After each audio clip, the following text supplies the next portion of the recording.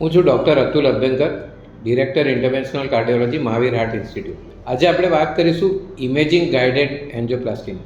Medical literature સ્પષ્ટ રીતે બતાવે છે કે એન્જિયોગ્રાફીની આગળ ઓસીટી અને આઈવસ એટલે ઇન્ટ્રાવેસ્ક્યુલર અલ્ટ્રાસાઉન્ડ આ પદ્ધતિની ઇમેજિંગ કરવાથી આપણને આપણી હૃદયની ધમનીઓ વિશે વધારે માહિતી મળે છે.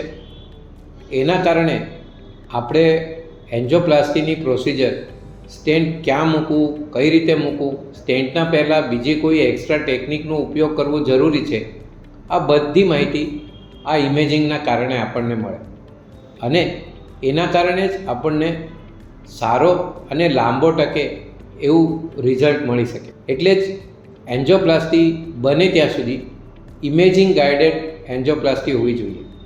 આપણે અહીંયા આ ઓસીટીથી જોઈ શકીએ કે કેટલા સ્પષ્ટ રીતે આપણને બધી વસ્તુ એન્જિયોગ્રાફીથી ઘણો આગળ જઈને નજર આવી શકે છે. એટલે નેક્સ્ટ ટાઈમ તમારે એન્જિયોપ્લાસ્ટીની જરૂર હોય તો ધ્યાન રાખજો કે બને એટલી ઇમેજિંગ ગાઇડેડ એન્જિયોપ્લાસ્ટી કરો. Thank you. Your heart our care.